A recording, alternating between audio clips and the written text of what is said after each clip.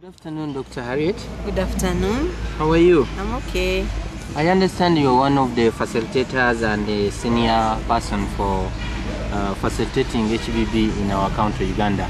Yes, I am. Okay, so what factors facilitated you or enabled you to conduct the training successfully? The participants who were drawn, the category, there were nurses who already had a basic knowledge about babies. So HBB was like to perfect or improve their competences and the skills that were already existing. So it was just a perfection of what was already existing.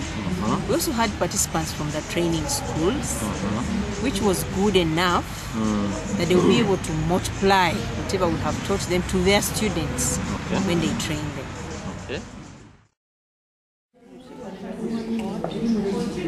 It's not breathing and it's not crying. The legs are not good.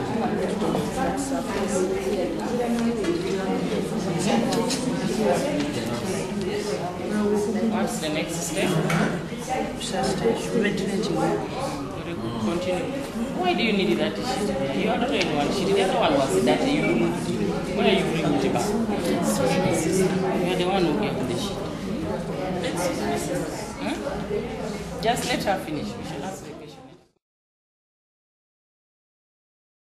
I'll be sharing what I have learned from the workshop that is helping babies breathe class. I'm going to review what we have learned here, the midwives and then the nurses in my unit, and then also the staff working in a theater, because those are the areas where we deal with the babies when they are born immediately. And then also I'm going to lay down a program, like maybe a schedule, how I'll be demonstrating the HBB to these midwives, so that we shall be able to save babies, as it is one of save babies from birth asphyxia, to help them breathe within 1 minute, because birth asphyxia is one of the killers in neonates in the first 24 because for us we are still even using the sliding tables. Now they are telling us to be putting the babies on a flat surface. At least the bulb syringes we are having are not the transparent, and you can't open them to be cleaned inside. But at least I've seen that here we can use the get availed with the bulb syringes, and then different sizes of masks or bulb syringes. There are many things I plan to do when I leave this place. Actually, I'm going to write a report which I will present to the principal about what has been taking place. And we are also planning to carry out an orientation on the tutors who have not attended the workshop. Then after that also we are going to teach the students, because these are the people who are going to be in the open market, and they should really have the skills of how to care for a newborn baby.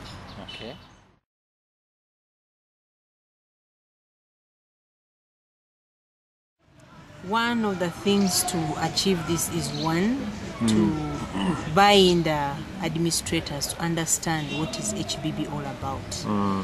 Because HBB is helping us to meet Millennium Development Goal number 4, where we are mandated to reduce on the child mortality rate. And we know that neonates, the number of children, neonates dying is very high, and this has contributed largely to the continuous high child under 5 mortality rate to remain frequently high.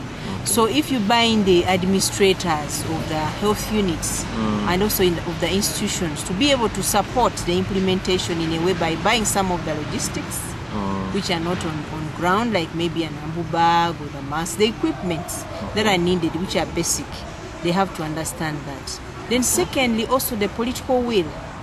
The political will is very important, because once a politician makes noise about something, people are able to take it in wholeheartedly, because he represents the views of the people. That is one thing. And then another thing is mentorship. On-site mentorship is one thing that can promote implementation. Once you have bought in the administrators, you've brought in the politicians into HBB, then you have to follow it up with mentorship. Mentorship is more like a one-to-one training. You come to my workstation, pass on the skill to me, face the same challenge within my setting, and be able to overcome the challenge, because the challenges are different. They are tailored to the different health units, situations, yes.